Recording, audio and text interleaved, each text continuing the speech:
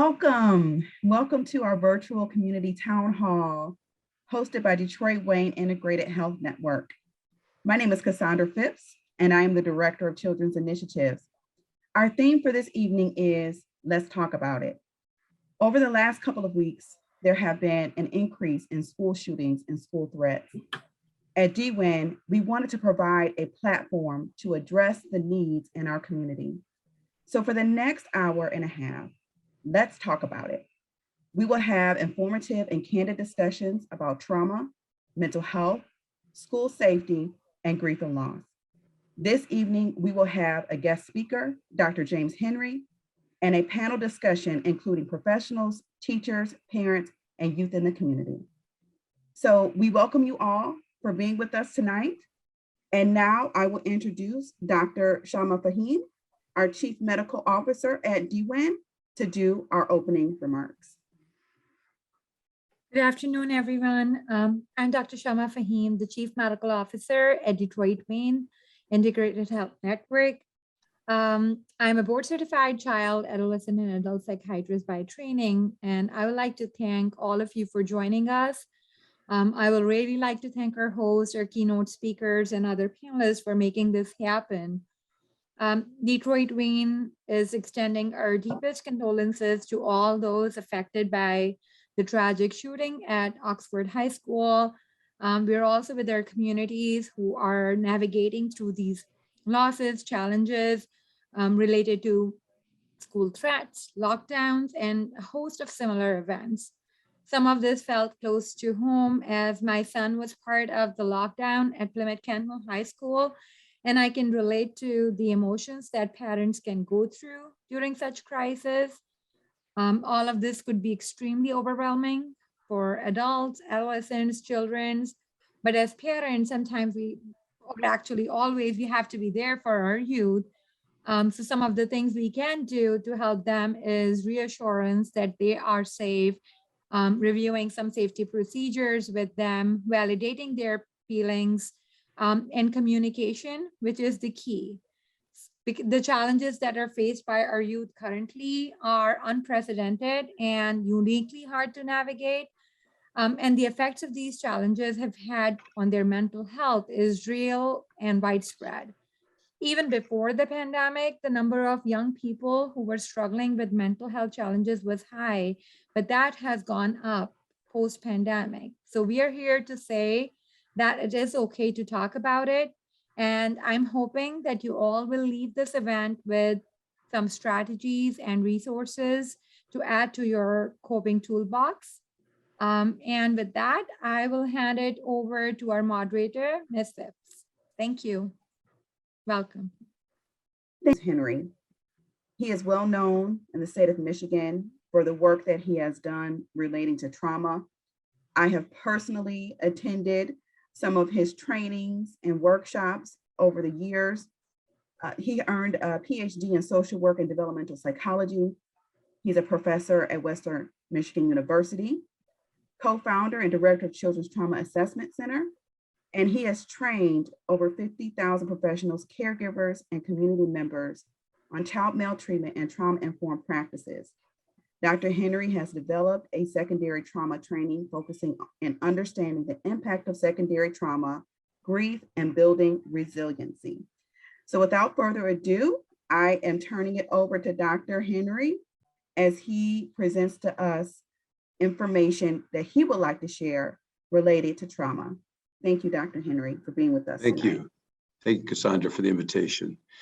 So normally how I like to be introduced is here's Jim who loves kids. And so my life has been dedicated to helping our kids, especially our kids who experience trauma, and especially our kids who've experienced maltreatment. And recently in the last 10 years, we've really worked to insert ourselves in schools, creating trauma-informed school systems. And certainly in this time of deep grief that certainly Cassandra, you mentioned in terms of what's happened in Oxford and the subsequent threats of other school violence, especially even in Kalamazoo, I think we've had like 5 or 6 in the different school systems around here, which heightens everybody's anxiety, and especially parents who have kids who are in school now and wondering, is it safe? And I want to talk a minute about that kind of, is it safe, and combine that with trauma. So one of the things we know about trauma is it takes away our sense of safety. And trauma is this loss of power, this kind of helplessness, that then what we thought we knew to be safe isn't. All right. And then child trauma, when it's in the family, it is even further exacerbated, because where am I safe if I'm not safe in my family? Besser van der Kolk, one of the gurus of child and adult trauma, talks about after 9/11, and he said, where were the people going that were there, and they wanted all to get home, right? Home where it's safe, home where I feel that I'm secure. And his question to everyone was, well, what if your home isn't safe? Then what do you do? Then where do you go? Well, you go to school and you find a teacher or a counselor or a coach or a lunch lady, someone with whom communicates that care. And now, for many of our kids who've had trauma previously, that idea of the school as that safe haven has really been compromised. So I think it's just really, really important as we look at this from multiple dimensions. And when we talk about the impact of school violence, one of the things we know is that those that are most at risk of developing PTSD, post-traumatic stress disorder, are those individuals who've experienced their own trauma previously. Because what it does is it triggers those internal responses and moves you to the lower part of your brain by that powerlessness from a school violence. But then if you've had your own, then it just further exacerbates that and puts you much more likely into a state of fight or flight. Because trauma, again, is the ongoing impact. When I testify or when I train, I'm always talking to folks about what's the impact. One of the things we say to our kids, we do trauma assessments here, and one of the questions we ask probably kids 10 and older is, tell me about the 3 biggest events that have had the most impact in your life, right? And that impact is that effect. I don't want to know about the detail. I just want to know about the impact in this way. And so recently I sat with a girl, and unfortunately, actually, it was this week, and her sister, young sister who was 4, had been killed by her mother. And so as I sat with her and she asked about those 3, I asked about those 3 biggest events. Of course, the most significant was the loss of my sister, the death of my sister. But the other that became really important is that was contextualized by mom had been a long-term meth user and had been in multiple accidents with the kids in the car. And so there was this heightened sense that always her brain was doing this flipping because of not knowing what's going to happen. And one of the most key developmental needs of our kids is what we call felt safety, so that we can have that sense of security somewhere. So for this girl at 11, that sense of safety had previously, even before the death of her sister, had exacerbated those conditions inside of herself where she was always in a state of what we call hypervigilance, not knowing what was going to happen and expecting that something bad was going to happen. And when I say that, I just want to emphasize the significance of what that does to the brain. So when I was talking to her, and she was a very quiet, timid, shy girl, and she said, I cry a lot, but I never cry with anybody, and I always cry in my pillow. And so as I was sitting with her and we kind of began to give her some language for what she might be experiencing, in terms of the loss of her sister and the fear that she experienced, tears began to drop to her face. And with her mask on, you couldn't see what her mouth was doing, but these very crocodile tears, which is what? Is this sadness and this loss and this grief. And so as I was talking to her, I just said to her, when I talk to kids and one of their siblings has been killed or a parent's been killed, oftentimes they keep thinking, if only I would have done something, I could have stopped this. And then suddenly the tears really came. And she nodded her head and she said, yes, I think about that all the time, that it was my fault. Now, why I'm telling you that is because it's very important to understand the impact of trauma, because kids internalize that if only I would have done something, then this wouldn't have happened. All right? That's the impact of trauma. It distorts our perception of ourselves, the world around us, and continues to affect our development. And so as we think about this girl, it's my fault, I could have done something, I should have done something. And if we look at school violence, and especially obviously the significance of what happened in Oxford and the impact of that, is that many of those 1,800 students are going to be experiencing that sense of, why didn't I see this coming? Where was I? Why didn't I stop this? How come I didn't say something earlier? Which then affects one's perception of self, that somehow I'm feeling the guilt and that sense of responsibility for something bad that happened. And the reason for that is twofold. One is because it's about caring about others in the sense that I don't want others to be hurt, which is a very good thing and a normal thing.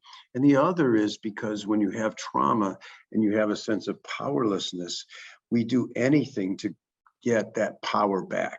And so if we blame ourselves, then we're not so vulnerable the next time, that I'll just be more alert. And so it brings us some sense of efficacy back.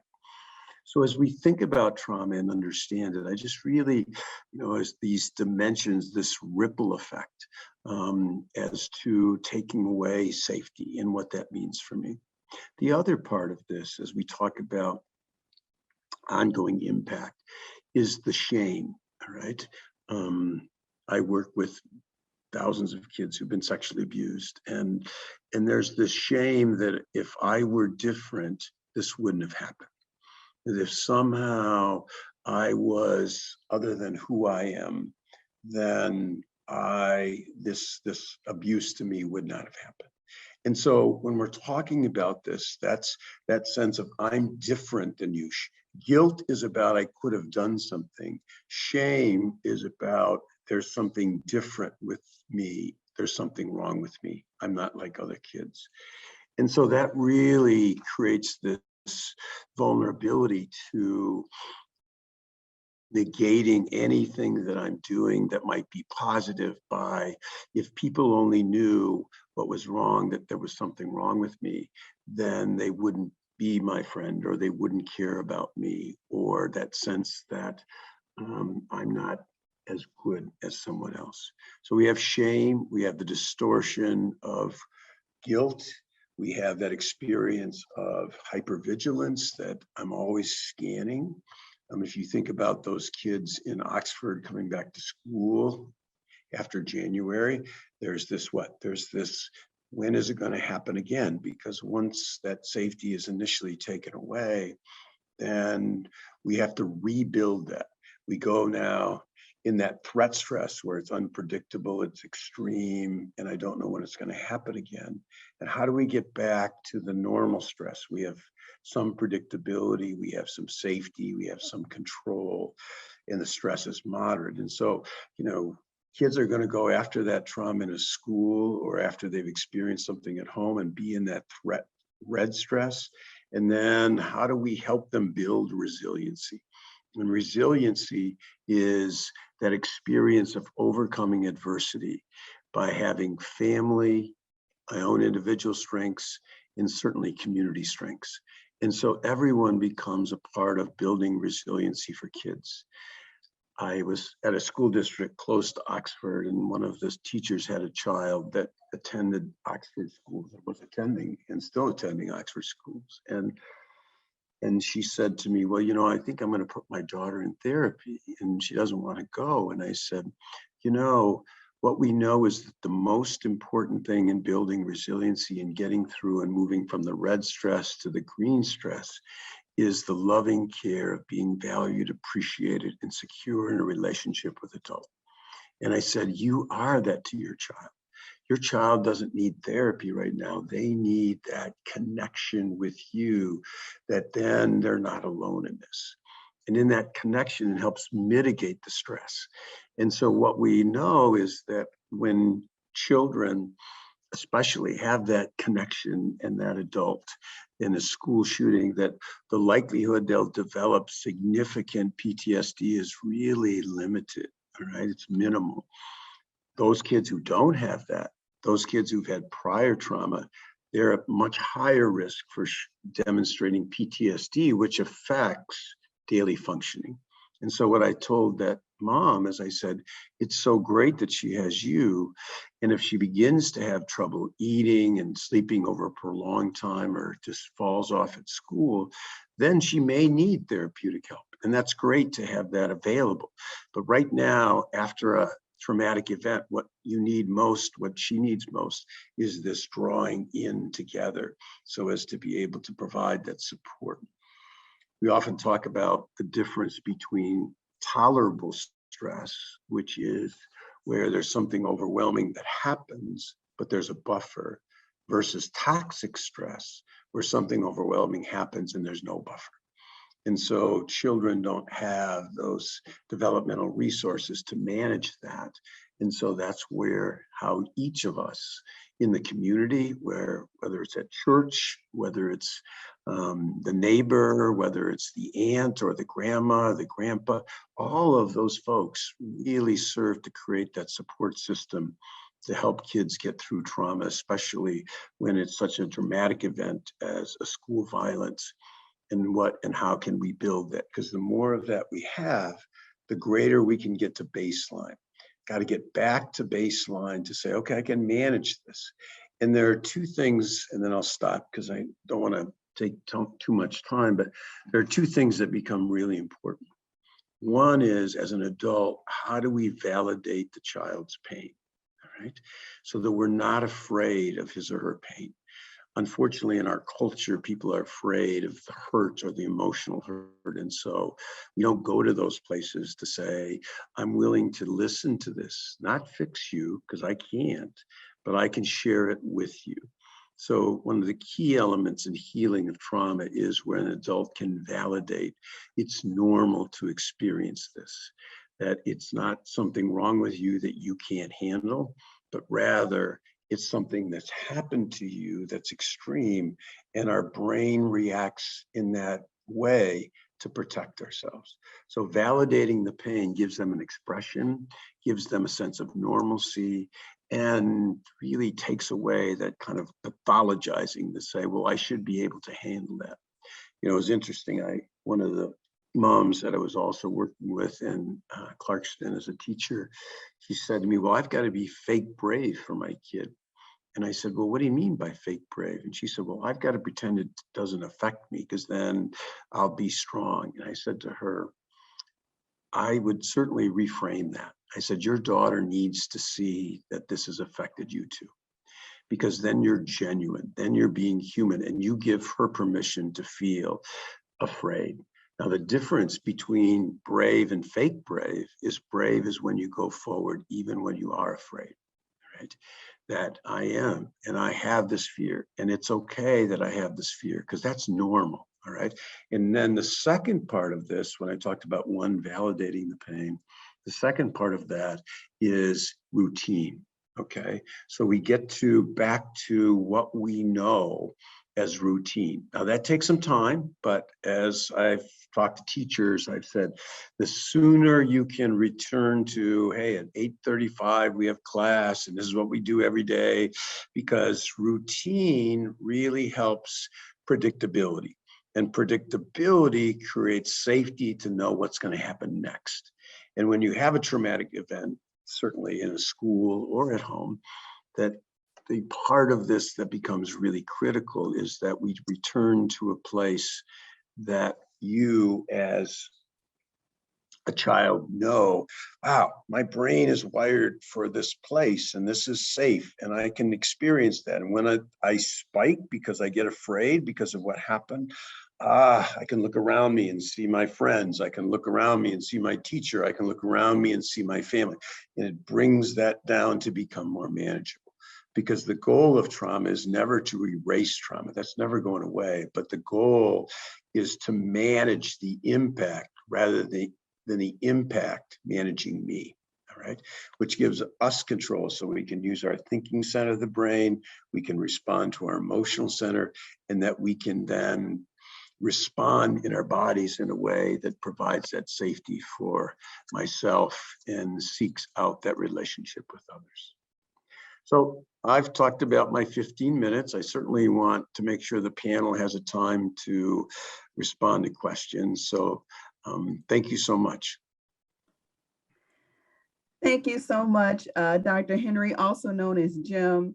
I reached out to him and I asked him to talk about trauma, and he said, well, I'm going to need more than 15 minutes. So I know he's so passionate about this, and thank you for doing, even what you have shared with us so far has been very profound.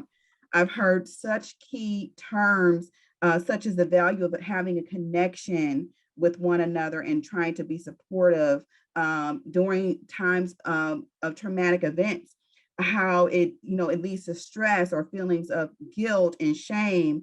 And even the part about being brave versus fake brave. And I think that's very relatable to a lot of what our community is feeling right now. So thank you so much for just making it real for us.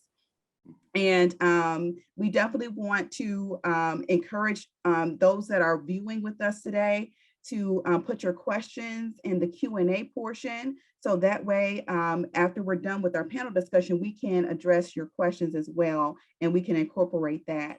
So at this time, I am going to introduce our panel. And our panel are professionals, parents, teachers. Thank you so much for volunteering to be a part of this discussion. Let's talk about it. First, we have Andrea Smith. She is the Director of Workforce Training and Program Development at DWIHN. We have Reverend Dr. Carla Spite Mackey. She is a member of the Faith-Based Initiative at DWIHN, and she's also a clinical specialist in the Performance Improvement Department. We have Dan West. He is the Director of Crisis Services at DWIHN. Danielle Orr McNeil. She is a parent support partner with Assured Family Services. And Carl DeBrue. He is part of the National Council of Alcohol and Drug Dependence and with the Life Support Services Program. We have Dr. Marquita Hall, Executive Director of Educational Services with Wayne Risa. Mr. Scott Thomas, an English communications teacher. Tiana McLean, Regional Youth Coordinator with the Children's Center. And of course, Dr. Henry. This consists of our panel. And as we start, Dr. Henry, one of the things that you mentioned was as we return back to school after the holidays, our goal was to do this town hall right before the holidays happened, right before students and teachers let out for break. What are some things that you could recommend to happen during the holiday time and to help kids prepare in returning back to school? I know this time of year is hard for holidays because it might be reminders of loss, and we're also in a pandemic.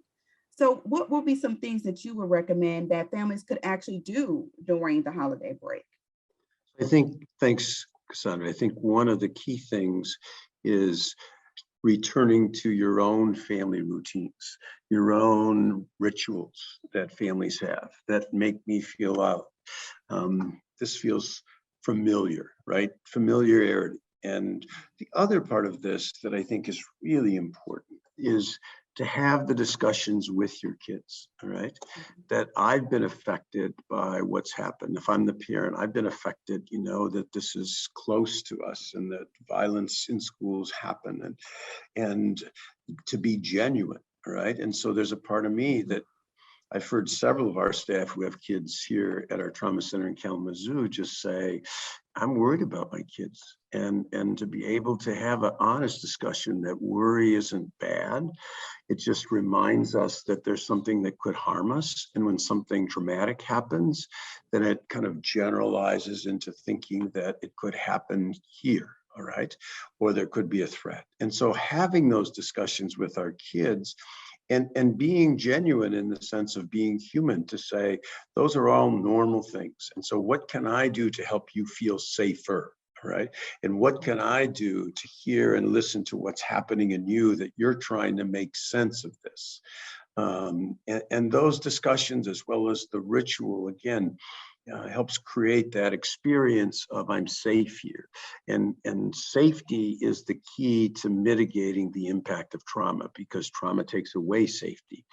And it really creates a sense of powerlessness. The last thing I'll say about the holidays is, to give kids experiences of feeling good about themselves. All right. Resiliency, one of the key factors in resiliency is what we call mastery and efficacy. And so think about watching kids when they've been successful at something and the big smile on their face, right? Whether it's school or sports or music or dance or winning a game, all right? Something as simple as that. But there's a sense of I can affect my environment. And those are all key factors in building that sense of kind of security and that I have impact, all right? So it's not the world happening to me, but I can also impact the world. Thank you. Thank you for that. And as you talk about, as we actually have experienced, some of us have experienced being in a situation where either we had a child that attended one of the schools where there was a shooting or a threat, or a parent. And so I know on a panel, Andrea Smith, she works at DWIHN, but she's also a parent that has a child that attended one of the schools. And, as you were talking about really being in tune with the experience and being able to talk about it. So now I kind of segue into Andrea of, what was it like for you when you were informed of the incident? And, what were your thoughts and feelings when you received the information about your child? Sure. Thank you, Cassandra. So like Dr. Fahim, I have children in the district. I actually have two that are currently high schoolers at the park and Plymouth Canton Community School District. And my one son was homesick. He's 11th grade, but the 10th grader was in school that day.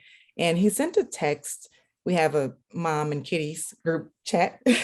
And so he sent a text and it said, guys, we're going on lockdown and it's not a drill. So, immediately his siblings are like, what's going on? And I'm like, what do you mean it's not a drill? And I said, okay, this is a drill. They just want the kids to think it's not a drill. So is what I'm thinking, right? And I said, they just, want to actually run through it, see how things go. But then I said, okay, let me text a friend. So I texted a friend who's a school resource officer at the school, and she didn't respond. So I said, okay, that's odd. So then I texted another friend who's an officer, and she's like, I'm off, but I'll try to get some information.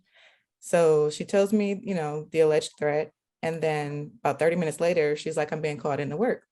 Now, meanwhile, where I live is like 2 minutes from the police department. So I hear all of the emergency vehicles leaving. And so that was really freaking me out. And so I'm texting my son like, okay, what's going on now? What are they saying to you now? And so and one thing that kind of worried me was that he said the voice over the intercom or PA system, she sounded afraid and she sounded like she was trying to stop herself from crying.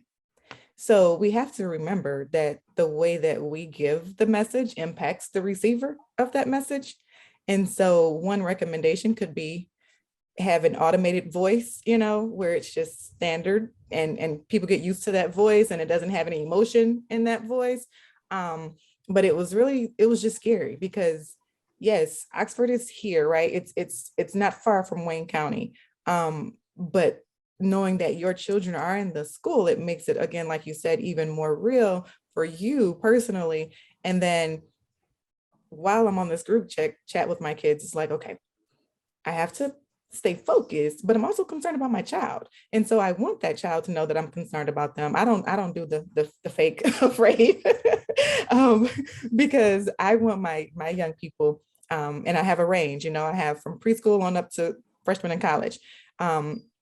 And I want them to be comfortable and secure with expressing themselves and knowing that it's okay to show your emotions. And so I try to be that same way with them. But it was just different. And I made sure to keep asking, okay, so how did you feel about this? How did your teacher feel? Were you and your friends able to communicate? Like, what is everybody saying to each other? What supports have been offered to you? So I asked all of those different things that I would tell to teachers and students when I'm on the other end instructing. But also what was different for me was I didn't want to act in the role of the DWIHN staff member. I wanted to be in the role of a parent. So I didn't want to separate myself in a way that didn't allow me to connect with my child and their parents in the district. Well, Andrea, thank you for sharing your experience. I think sometimes because we are in a mental health field and we are professionals that, we feel sometimes we have to practice the same coping skills and strategies that we share with others that we work with. And so, when it comes to traumatic events, no one's exempt from the experiences of it. And so, thank you so much for being transparent and for sharing. And I know that obviously what happened with the Kent Plymouth School and with Oxford, that's really considered a crisis situation. And we have on our panel, Dan West, who is the director of our crisis department. And so Dan, when you hear about situations like this happening in the community, what is the role of the crisis department at Detroit-Wayne, and how can the crisis department be helpful? Well, thank you very much for that question. And I think that the word crisis comes up often when we're discussing incidents like this.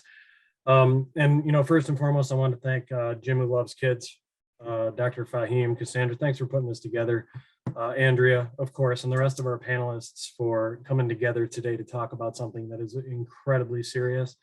And something that is long-lasting effects, not only through a professional realm, but also through a personal realm. Hearing a mom talk about her kid that's when it starts to hit home. So in answer to your question, when it comes down to a crisis, I guess I have to refer to the definition of crisis, and that is an event that occurs that becomes so intolerable because we don't have the ability to utilize coping mechanisms and strategies to make that event tolerable. Now, I'm weary to say things that are blanket in nature. When I say that, this is all a tragedy, this is all a crisis, I feel as if we need to look at a very local level, because sometimes this is a lot more difficult to handle than this. And I think that I'd like to give you some personal experience from myself that may be related to this. In fact, it's almost uncanny that I'm sitting here on a panel with such prestigious folks and speaking with a community that's hurt and bothered and worried for something that got me into this business. April 20th, 1999, I was watching kids run out of Columbine High School with hands over their head. I was graduating high school myself, and I experienced a lot of alienation. I experienced a lot of isolation. And there was something about that day. And I know that things had happened prior to that with the schools, but there was something about that day that just stuck in my head. And it absolutely changed the direction in which I wanted to take. And I'm lucky to be a part of crisis services, because from that point, I made a decision in what I wanted to do. And that was to figure out why, and figure out what parts of this had to come together and what parts had to align for something like this to occur. And I remember telling my mother, this is not the last time. And over the last 20 years, it's happened over and over and over again. And if you're ever anything like me, distance makes things a little bit more tolerable, and now it's coming towards home. And by home, I mean the ones we love. And we always think it's going to happen somewhere else. But the result of over 20 years of being blessed to work with kids. Now I work with adults, but I still have, you know, my heart's with kids. And having to drive my kids to school the other day and talk to them about what to do if something like this happens is very, very real. And my message today, obviously, I want to give you some numbers to contact to be able to fortify all these mechanisms and these social supports, whether they're formal or informal, that are around you, for ourselves, for our kids, for our friends, for our families.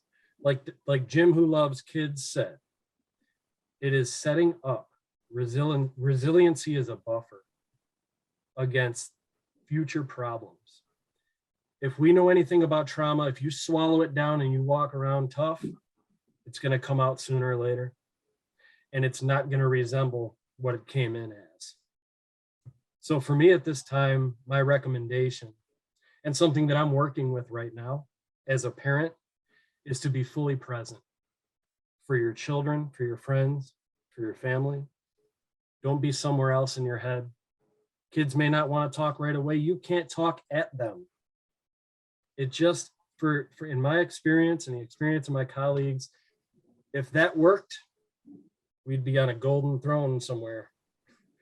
But because it doesn't, what I have seen is very effective is that being in the moment, being very consistent, and showing that to your children and your social supports around you, eventually the message will come to you because you are consistent. And it takes patience, and it takes being there. And I think that's the most important thing. Obviously, if you need help, I wanted to give you some direct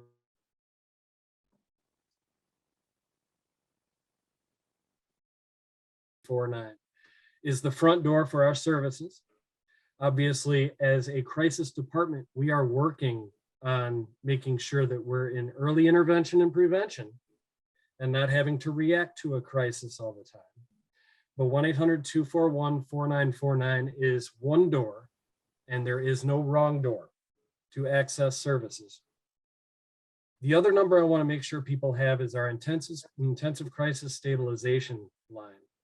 It's through New Oakland Child and Adolescent Family Services. The phone number is 877-800-1650. This information will be distributed to folks. Our intensive crisis stabilization service is 24/7, manned by trained clinicians. I've used them myself. I've called them at all hours. They pick up, and they're able to navigate the situation and assist wherever necessary, provide referrals. Obviously, the 1-800-241-4949 number is a really good choice, because if you're anything like me and something happens, you're looking around and figuring out, okay, I've got 100 choices to choose from. How do I just start this? When my basement flooded, who do I call? Do I know a guy? What plumber do I call? Well, this number and other resources are your starting point. And we are very blessed to be able to give that to you as a community. We also have the Children's Center. The Children's Center over on Selden by Detroit Receiving. It is a walk-in crisis service, 8 a.m. to 8 p.m., where you can have evaluations done. You can go there to talk to someone. It's a place for referrals. That's your physical walk-in, okay? Obviously, the center, the COPE is Community Outreach for Psychiatric Emergencies. That's right at Farmington and Schoolcraft and Livonian for our adults, because this affects adults as well. And sometimes the most powerful thing you can do is to make sure that you're squared away, so you're squared away for your kids, right? So that's another option. The phone number for COPE is 734-721-0200. And then finally, psychiatric urgent care. We have community care services in Lincoln Park, where you can go 8 a.m. to 6 p.m., ages 6 to 17. And that is essentially your urgent care for mental health. And I encourage folks on this call to start planting seeds in the community. Sometimes we don't think a seed will grow. But as I tell my team of wonderful people, just do something small every day and make it consistent. Throw a smile around when you don't feel like smiling. Tell someone they're worth it. Make people feel as if they are important and they have a difference they can make in this world. So from the crisis department, and again, thank you all the panelists. I'm excited to hear everybody's experiences and their knowledge, because I learned from them as well. Thank you very much for letting me talk. And we cannot wait to address this one seed at a time. Thank you so much, Dan. Thank you so much for telling us more about crisis and for the resources that are available, and also for inviting Mr. Thomas. And he is a teacher at one of the schools. So I'm going to let you kind of give a brief introduction to him, since you know of him. And so you can do so at this time. Thank you. I just want to say So, before you go on, I have to go because I have to teach class, but thank you for being a part. Let me be a part of this. And I look forward to connecting more. Thank you. Thank you so much, Jim. Thank you. Okay, so thank you, Cassandra. I'd like to introduce a well-respected man in the community, a family man, an individual that I have met most recently, that is a English communication teacher and has been for a long time over at Plymouth Canton High School. I learned a lot from this man. This man is someone that has been through a lot of distress and a lot of pain in his life. So if you want to talk about resiliency, it is this man. And I'm very, very blessed to introduce Mr. Scott Thomas. Thank you, Dan. Dan, you're way too kind. So I've been a teacher at the park in Plymouth Canton for 22 years. I've taught at all three schools. I actually graduated from Salem. I teach at Plymouth and I coach at Canton. So I have all three schools covered. On the day we had our lockdown, I teach my class 6th hour virtually. My other 4 classes during the day are face-to-face. So I guess I get the best of both worlds, so to speak. And the principal of our high school, I've known since 7th grade. We used to hang out together, all that kind of stuff growing up. And when I heard her voice come over the PA saying the school is going into lockdown, you could hear quivers in her voice. And as a communication teacher, I recognized those quivers pretty quickly. I was fortunate enough not to have to deal with students during that time. I guess you could say fortunate enough, but it was, I let my kids go virtually, I shut my door, and I hid under my desk for about 25 minutes because I didn't know what was going on. We need to talk to kids about this. And talking to my students when we return to school virtually this week, some kids don't want to talk about it. And you can't force kids to talk if they're not comfortable talking about it yet. In due time, I think they will get comfortable talking about it. And maybe we should never really get comfortable about the situations that we have to go through with this. But I think eventually more kids will be willing to talk as time goes on. But the kids I did talk to and that wanted to talk about it, they want to know what to do. They want to know what to do. I mean, I've had some ALICE training, and that's the big push nationwide is to get ALICE training.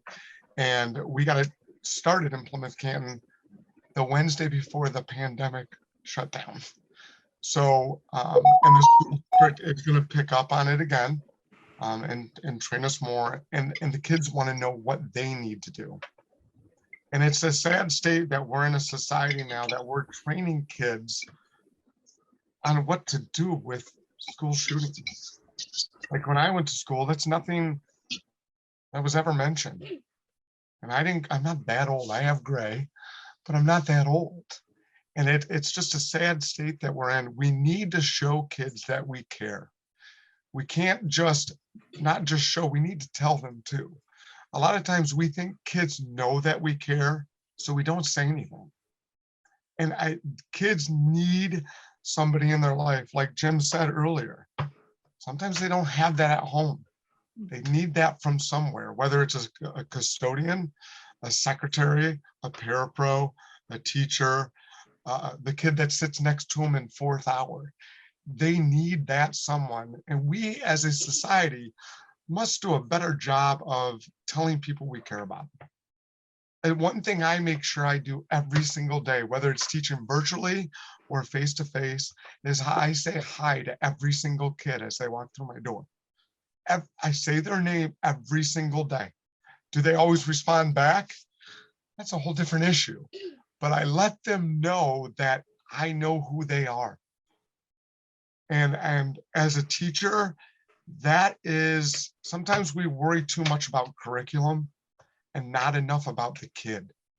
Curriculum, to me, that's secondhand. The well-being of a student comes first. Testing, all these, we test too much. Got to back off. Get to know kids first. So who cares about a test? I might get in trouble for saying this. I don't care about a kid's test score. It doesn't mean anything to me. Okay, are grades important? Sure they are, to a certain extent. But do we have to teach more, and this is sound weird to say, more about life sometimes than we do about academics? Yeah, I think we need to stress that more. We definitely need to stress that more. And we need to teach kids not to use this so much. There's so much more anxiety in our life because of these. Kids are used to staring at these because, no offense to anybody on this panel, you have a 6-year-old, 7-year-old, you're out to dinner at Applebee's, the kid acts up. What's the easiest thing to do? Give them a device to shut them up. And so kids get used to staring at these screens at such a young age that it builds up anxiety when you ask them to talk to you face to face. I see it every day. I teach public speaking.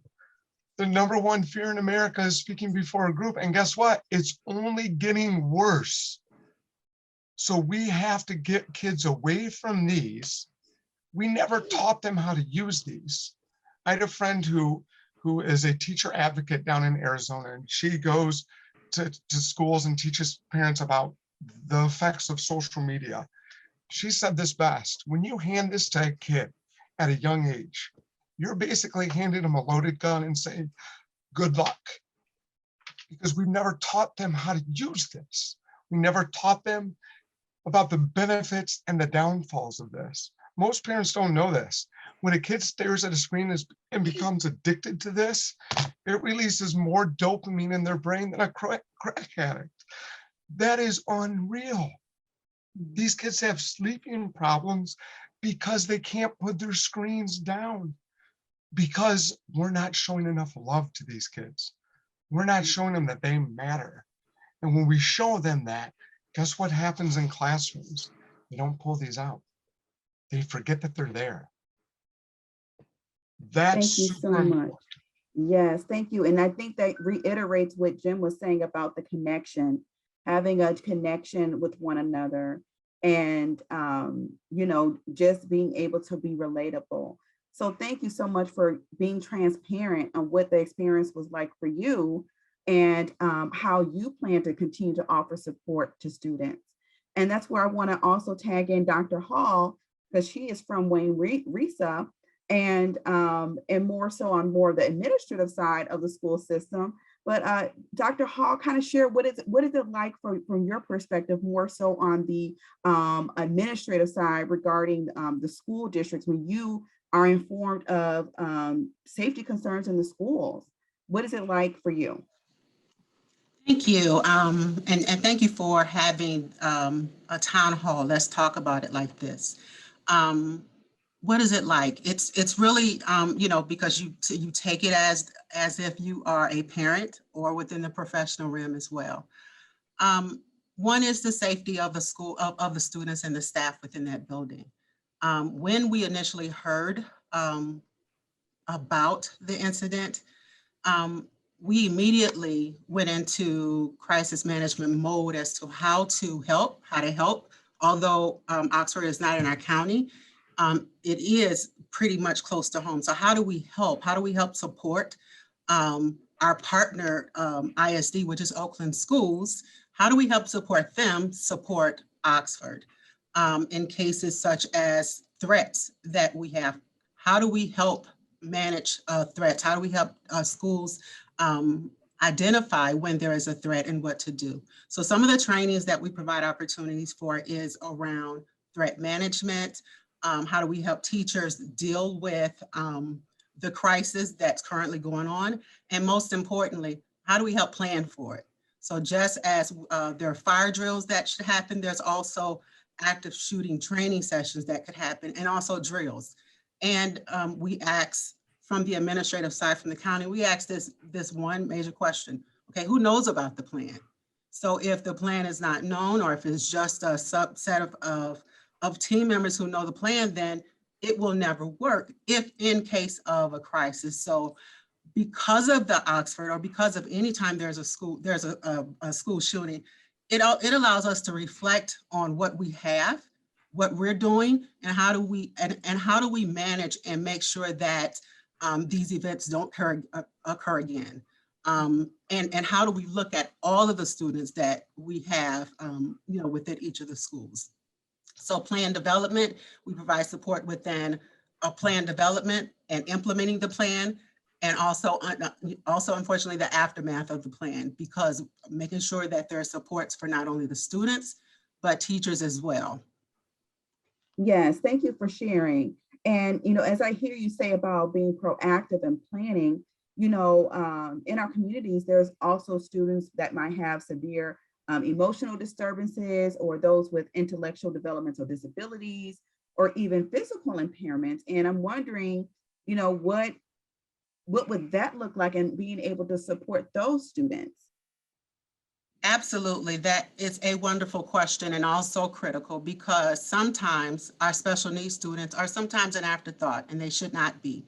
We need practitioners, and we need them at the table when it's time to plan. How do we make sure that we're keeping those students safe? Because we have students that are emotionally challenged, or physically challenged. We have a wheel-bound student. How do we make sure that that student is cared for and get out in time? Same thing with students that have ASD, or the autism spectrum disorder. Those students sometimes they're challenged sometimes with just noises, or they're challenged with unexpected organizational or disruptions in schedules. So imagine when sirens and alarms are sound, that brings about other trauma for those students as well. Are we making sure that everyone knows the plan for those students, and making sure that they're sometimes partner with other students or peer partners to support those students? Thinking about a student with ASD, they could just be stuck in one spot when police come, and we don't want the police to ever mistake them as the shooter, or as the one that is that they need to apprehend. So we have to make sure not only that the people internally understand and know the plan of the school, that our authorities are aware of the plans too. In cases such as students with special needs, do we have school profiles for those students? And do the authority know those, are they aware of that? It is so important that we take that to the next level, that we understand who's in our building, and in cases of emergency, that we know what to do. For instance, the Oxford students, they went to the Meyer. When our students with special needs, they have to be coached all the time. There have to be constant drills, because any disruption, they're not going to know what to do, and it will create even more chaos for those students. Thank you for sharing. Especially in our Children's Initiative Department at DWIHN, we work with a lot of different providers in Wayne County, and that's exactly the children and teenagers that we work with, are those that have those type of needs. So we definitely wanted to make sure that they were included as well. So thank you for sharing. That's also what you all are incorporating in your plans. And so now I'm going to turn to Danielle, who is one of the parent support partners with Assure Family Services, kind of share a little bit about what parent support partner is, and if you were working with a parent, what would the support look like if you were helping support a parent in a situation like this? Hi, everyone, and thank you for having me first and foremost. Thank you for everyone who went before me. You should see my notepad over here. So I feel like I'm in class right now because I'm taking a lot of notes. But to answer your first question, parent support partner is a peer professional who specializes in supporting parents that have children with special needs, or that is involved in child welfare system with mental health challenges, and that could include IDD or ASD. A parent support partner is someone who is a parent or a caregiver or guardian of someone of a child who has experienced mental health issues or have some type of involvement in system of care. I myself have a son who is on the autism spectrum disorder. And so just to even hear Dr. Hall say that that was something that's implemented into their plan, I mean, I applaud you for including those, because again, like you said, a lot of those students are considered afterthoughts. I mean, a lot of adults with special needs are considered an afterthought, even within their own family of origin.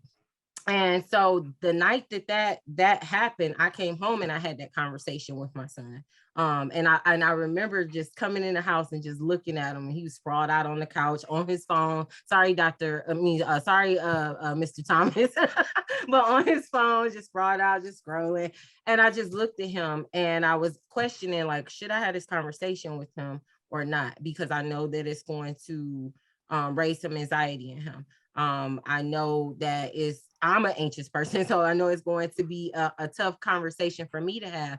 And I just thought about my son, he's a big boy, he's 13, and he's very high functioning, but I did not see him as a high functioning individual with autism. I see him as my baby, and the challenges that I know that he has and that he may face in a situation like that. And exactly what you said, Dr. Hall, about, they may freeze, they may make certain movements. We would never want, that child to be mistaken for, the actual shooter or just a person that's, going to cause harm. And I had that tough conversation with him, and I gave that conversation to him real and raw. I just kind of reiterated that conversation again today. To answer your second question, what would it look like for me to support a parent who is experiencing this, or just even experiencing the heightened feelings of hypervigilance and fear? I am I'm a person that believes that you have to walk the walk. You can't just talk the talk. And I just had this conversation with a parent today. I said, I can't help you and support you to be your best self if I'm not doing it myself. So if I had a parent, which I did have a parent, two parents actually the next day that I was scheduled to talk with, and they wanted to talk about this, I had to have that conversation with my child first. Part of being a parent support partner is being a role model. So the things I'm getting out in front of the situation first before it becomes the situation. Let me be a support to you through my lived experience, which is actually a job requirement for the job that I have now. I literally have to get out in front of a lot of situations so that I can be that support for that parent, because a lot of parents, the whole premise of the parent support partner service is to have someone for the parent. And a lot of times you don't know trauma that the parent has endured, and how that is affecting their parenting, how it's affecting their effective communication skills. So they may feel like, I don't want to have this conversation with my child, or it'll never happen here. I will tell you, I was driving home from, of course, let me back it up.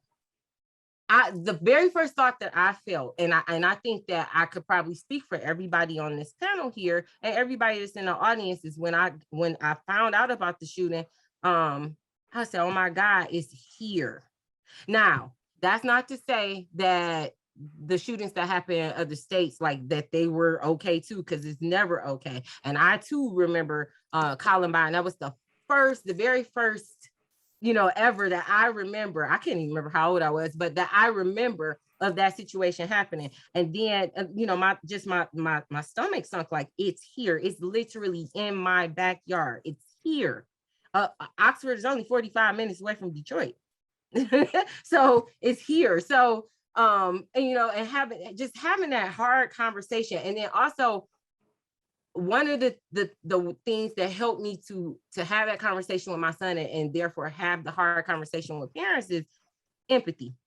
Putting myself in the situation of what those parents must feel like. Putting myself in the situation. I'm shouldn't tell my age, but I'm 37, going on 38. So I remember being, in high school. A lot of times I'd be like, where did the time go? But I remember being in high school. How would I have felt as a child to be in that situation? So it helps me to be able to have that conversation with my son, have that conversation with parents, so that they can have that conversation with their children as well. So, I mean, just empowering them to have those conversations, empowering them to be vulnerable and show their feelings. Because I told my son, this is a difficult conversation for you to hear and process. This is a difficult conversation for me to have with you. And I let him know that it affects me. I was following the case that Thursday, the same week that it happened. And, as more details were coming out, and I was just thinking about the parent's role, and then thinking about my role as a parent, and then my role as a parent support partner. And it made me cry, because the number one thought that I had was, people don't care about people anymore. Those parents didn't think about how their actions, screw their first, second, third, whatever amendment it is. How are your actions or inactions with your child? How are they affecting your child and other people? This has far-reaching effects. As Dr. Henry explained, the far-reaching effects of trauma, and I don't think that people quite understand how trauma works. You can as long as you playing those thoughts back over in your head, you ruminate over those thoughts, your body keeps the score. It feels like it's experiencing that traumatic event all over again. That is a prison to live in. And to not think that far ahead of your actions and how it affects other individuals is selfish. So on the other side of things, let's educate our parents on having these tough conversations with our children, and and being vulnerable with our own feelings about it. Yes. Thank you so much, Danielle. And we're so grateful for the work that not only you, but the other parent support partners in our network, and the support that they're able to offer to parents, because it's so needed. It's so needed during this time. And in addition to our parents, we also have a youth voice here, Tiana McLean, and she works with Youth United and Youth Move Detroit. So Tiana, what are some of the things that you're hearing from youth in the community as a result of the school shootings, the school threats? What's the word on the street right now? Hello, everybody. I'm Tiana McLean. Thank you guys for having me. So that's a very good question. So recently, I actually just had a Youth Move Detroit meeting, which is Youth Move Detroit is a youth group centered out of Youth United. So Youth United is this youth-led initiative that has a youth voice throughout Wayne County, where we try to promote positive youth voice and youth development in the community. So we're throwing a lot of activities and events for youth and families. We're trying to make sure youth have voice within various different systems. So juvenile justice, foster care, mental health, child welfare, special education, everywhere. We just want to make sure that youth have a voice. So recently we connected with some youth in our community for our Youth Move Detroit meeting. And we asked this question because I know everybody's going to be talking about it. In our meetings, we have these things called hot topics. So it's like, what's trending? What's going on? Talk to us about it because we want to hear it. And of course, the shootings was brought up. So we want to know, as peers, how are you feeling? What's going on? What are your thoughts about it? And like Danielle said, they were like, it's here. Like, this happened so close to us. And not only that, we did have some youth who were also in school when they went into lockdown. We had certain people. I have my daughter, her school went into lockdown. So I do have a young a daughter, 8 years old, her school went into lockdown. Thankfully, she was out of school that day because she was out sick. But I also had a cousin who was in school that day. So we were getting the messages and the check in with your students, check in with the teachers. So we were asking these kids, like, how do you feel? Because they had to go to school shortly after they went virtual for a minute. But then they had to go back to school. And it's like, okay, we got COVID, we got grief, we got, just trauma, just so much mental health. People are depressed. There's a lot of things happening with young people. Suicide is a big thing that people are talking about. You got social media trending everything. They have all kinds of TikToks, having people do certain things, daring people to do certain things. It's like, what's happening? And we actually had some youth say, we're scared. We don't want to go to school. I mean, we want to be virtual. We may have to be virtual because there's a lot at school. People don't know. I mean, yes, it may be hard virtual, but in school, it's just so much to worry about. How do you focus on the work that they're teaching? If in the back of my mind, I don't know if we're going to have another drill, if another person's going to send another threat. Like, I don't know what's happening, and they are scared. They're worried. They're nervous. They can't focus on the academics. They can't focus on a lot of different things because their minds is a sponge, just soaking up everything. And we have to have these talks. So as a youth support, being able to be there and ask them certain questions, I am able to say, okay, what do you need? How can we support you? And these type of conversations, talking about it, coming up with different protocols that actually, that works for you, making sure that youth are present when you're talking about these different things to see if it actually works for them. Because sometimes you can come up with something, you can make up, you're like, hey, we want to start implementing this, and it doesn't work for a young person. It's like, that sounds like it works for you. However, I mean, if we be realistic, it doesn't work for us. So being able to include their voice within some of these processes and procedures and what happens next, making sure that a young person is present, they really enjoy being able to be a part of some life-changing experiences and being able to support other young people because they have a voice and they are scared. They are worried. They are out here and they are talking about it. Social media is trending. Everybody saw it on social media. We also saw when everything was happening, when they were looking for people, when they caught people, when they, just so much, and they're soaking it all in. Threats are coming back to back. We did see on the news that it was so many schools that had so many threats. And it's like, okay, is it serious? Is it not serious? Should we be worried? Should we be scared? Are we supposed to be in school? We have those talks. So right now we're looking into all kinds of resources. We are gearing up to have different things like a system of care, passport fair in March, so we could just keep constantly giving resources to our youth and our families and our, parents and teachers and the community. Constantly, we're hosting different events. Currently, right now, we're having a Winter Wonder Bash event just so people can enjoy a fun moment. Realizing that we are still young.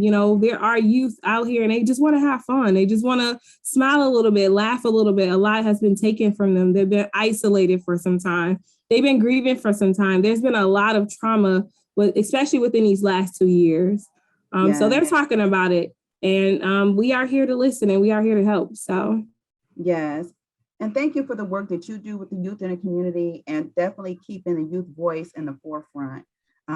Because being a part of the discussion, being a part of the conversation is so needed. And so Carl is here and he works a lot with substance use. And we know that a lot of people are going through a lot of stress over this past year. In addition to the shootings and the school threats, we've been in COVID, we've been in a pandemic. And so sometimes when we're under stress, we turn to substance use as a way to cope. So Carl, what are you seeing as common substances that someone might turn to as a way to cope, and what supports are available if someone is struggling with substance use during this time? Hello, and again, thank you to all and for this opportunity to speak. As you mentioned, I work with a group, NCADD, and more specifically, I facilitate a program called Life Support Services. It targets students between the ages of 16 and 26, if the student has a special needs or anything like that. Oh, and I do want to say, and I don't remember who mentioned it, but special needs in my area is definitely not an afterthought. My first job opportunity with Detroit Public Schools, I was in an EI classroom. And that particular classroom, the climate in that room dictated the climate in the school. And I hate to say it that way, but it just did. So pretty much in that case, you know, as long as that class was okay, the school was okay. But I love my special needs community, and it, I could go on and on. But anyway, life support services, and moving from the public school system to the those that have possibly used different substances. The students are affected in multiple ways. Some have parents who have used, some are in recovery, some are, receiving treatment. Some are actually using themselves currently. And so when a student comes to see me, it's generally for some of those reasons. I have also had students come to me who've had traumatic situations because their friends have used substances and have actually passed on right there in front of them. And so the after effects of that, and a lot of things we talk about. The other things are the trauma that are faced by young people that are in the LGBTQ community as well. I speak with those individuals, and in some cases, you know, they're contemplating suicide and just a barrage of different things. So each day brings a different opportunity to speak with some of those folks. But what I will do, and just recapping so someone else can speak, is that I agree with everything that everyone has said on this call from the different experiences that they've had. What I would like to add to that is, or kind of just reiterate, is number one, you build trust with the individual. Number two, you create a positive attitude and relationship. One of the other things I heard was a voice. Give that student a voice. Make sure that they are heard. And not only that they're heard, as you're listening, kind of make sure that you recapitulate or, you know, kind of give back what they're saying to make sure that you understand and that they know that you understand that what they're saying, you know. Realistically, I just think, you know, the listening part and to ensure that they're heard is going to be the biggest thing to help build that positive relationship and that trust as you move forward anyway. So I just want to let you know that if there are any people that need resources or anything like that as it relates to supportive services, those are available through my group. I can put the telephone number in the chat, so that way it doesn't take away from anybody else, or they don't have to find or run for a pen right now. So that would be what I would like to contribute today. And again, I appreciate the opportunity to give my little tidbit. Thank you so much, Carl. And at this time, we are definitely opening up for questions for our panel. There is one question here that I will summarize, and I'm going to direct it to Andrea because Andrea works with in coordination with the police departments in Wayne County. She works helping with training for the crisis intervention team. And this question specifically is related to the differences in some of the schools. Some schools, you know, have metal detectors and some schools don't. And, you know, even considering race as a factor and how, you know, if a student was of a different ethnicity, would they have been treated differently? And so, Andrea, since you work with the police department and with the crisis team, what would you have to say relating to that? Sure. So looking at the question posed about cahoots, saying that we need resources around that. Well, in Wayne County, we are fortunate enough to have a tremendous amount of resources. But with those resources comes the need for partnerships.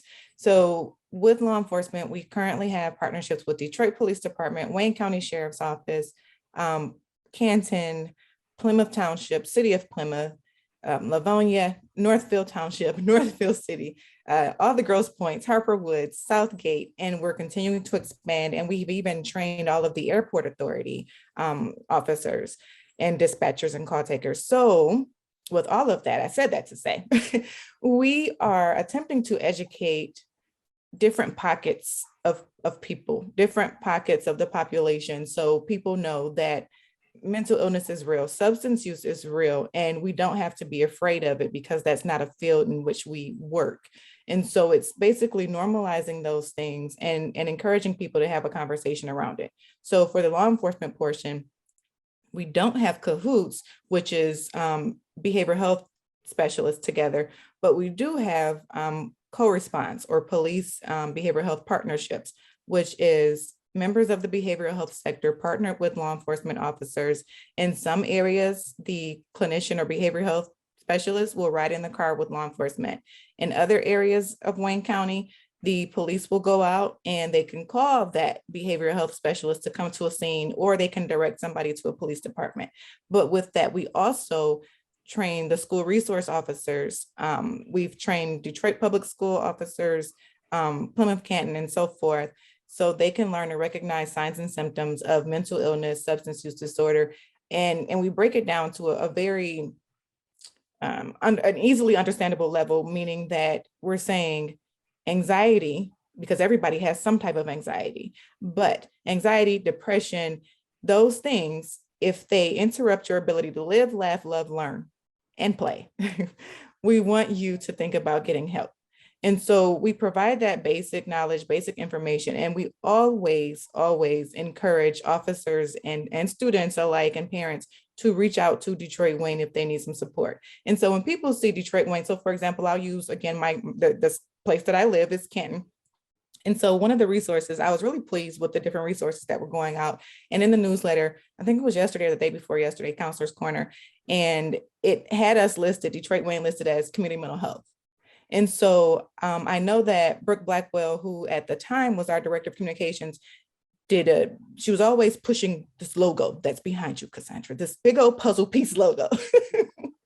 And so a lot of it has to do with branding, but we're listed as community mental health, but people don't know the different things that we offer.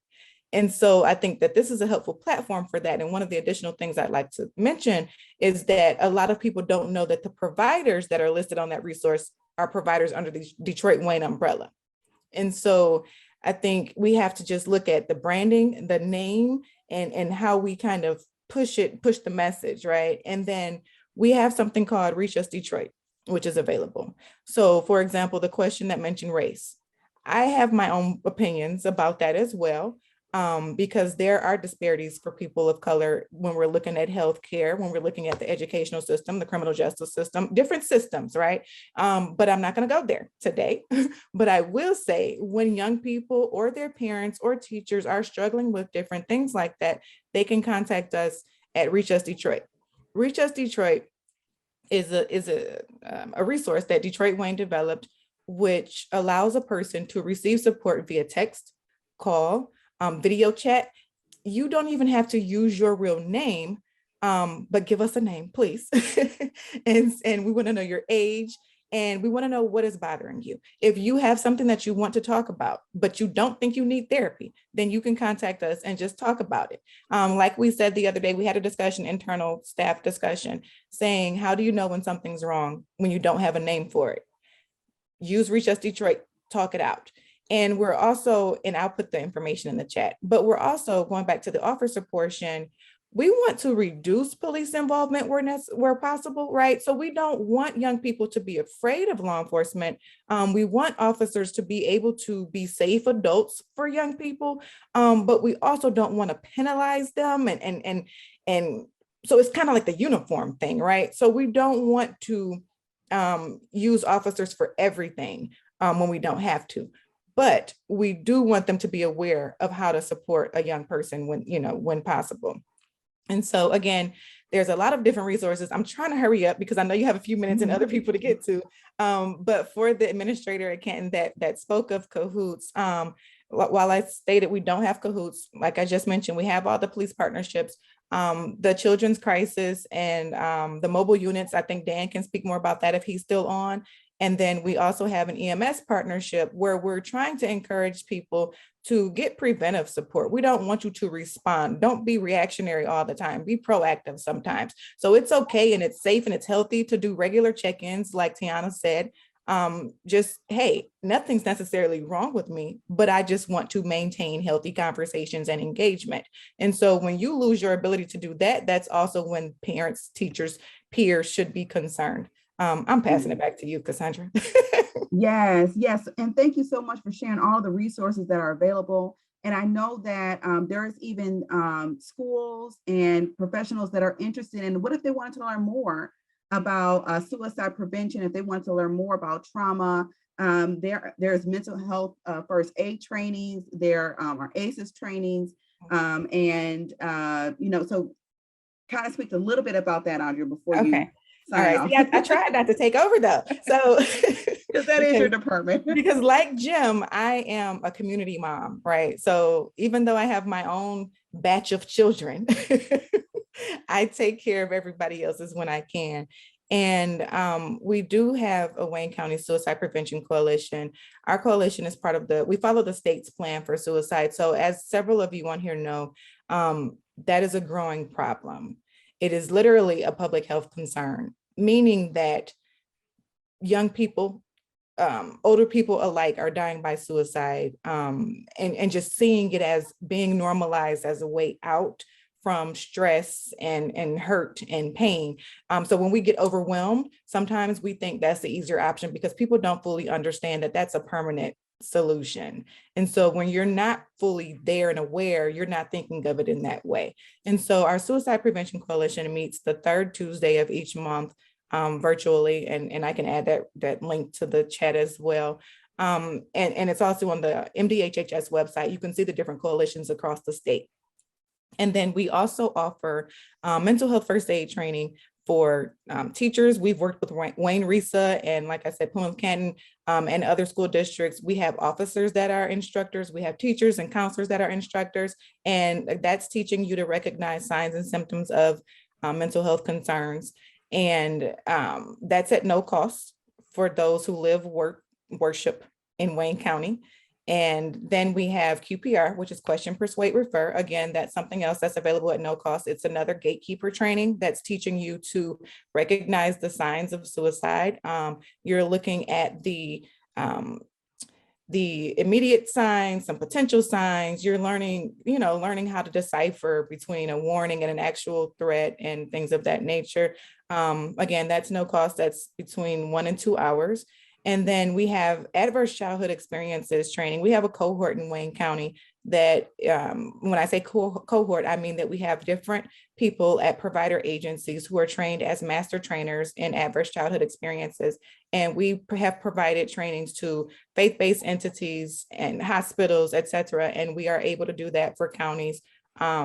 So people can just, I'll put the contact information in the chat, just reach out, let us know what you need, and we will support you as much as we can.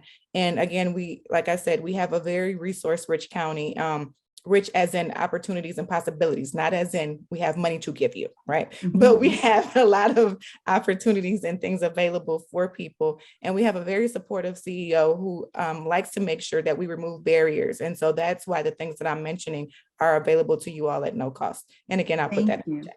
Thank you so much, Andrea. So there's a lot of opportunities to learn more.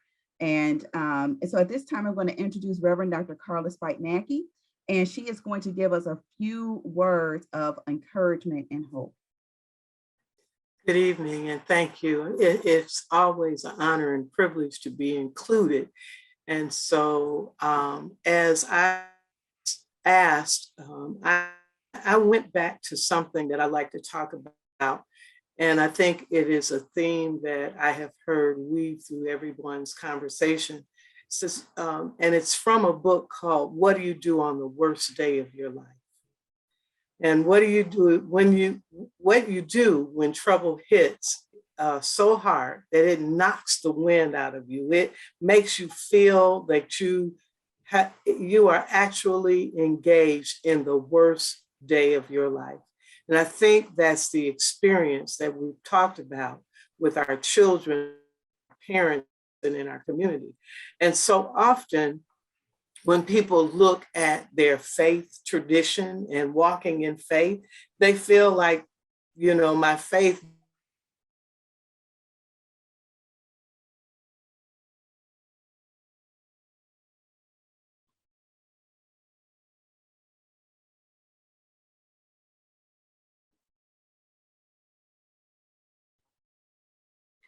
Looks like she Looks- froze. Yep, looked like she froze for a little bit.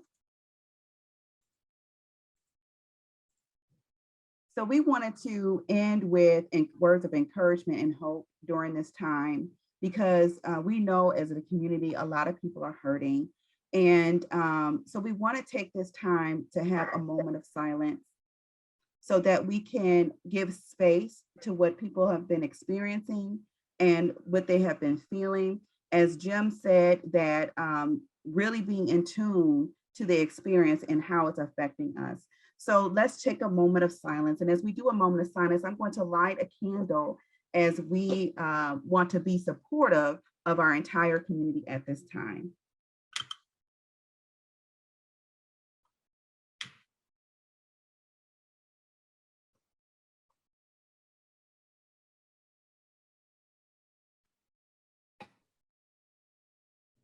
And once again, thank you everyone for joining us tonight. I am going to open it up to our executive leadership. I see Eric Doa is here. And Eric, do you have any final comments before we close for our town hall this evening?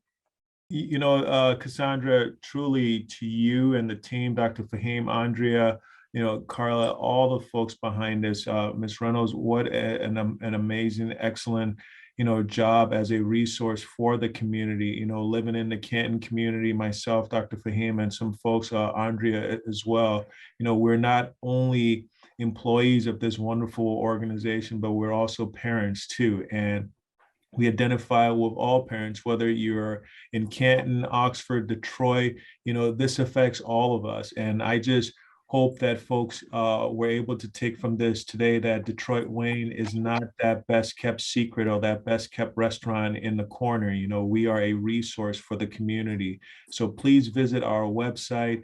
You know, please get information from us. What we don't have, we will find out. What we can support, we will find a way to do it because we are in this together. I heard a number of folks talk about when they were in school, they didn't have to think and worry about things like this, you know, but we're in this age now. Comfort your kids, listen to them, have conversations with them, drag it out of them, even if you have to. Trust me, I have a 6-year-old who sometimes doesn't want to say very much to me, but believe me, you know, I will wrestle her and do everything to make sure that she has that little bit of my, you know, that I have that little bit of her attention there, and that matters so much. So to all of our educators, our parents, you know, our first responders, our community leaders and members, you know, thank you so much for all you do, and we are in this with you. Thank you so much. Thanks, Cassandra. Thank you. And that's comments from our CEO and president of DWIHN, Eric Doa. Thank you all again for being with us this evening, everyone, for taking time out. And there are resources that have been put in the chat. We also have practical resources that Dr. Fahim put in the chat as well, such as articles and materials that you can read. And so thank you for being with us and for coming together so we can talk about it. That is all. Be safe and take care.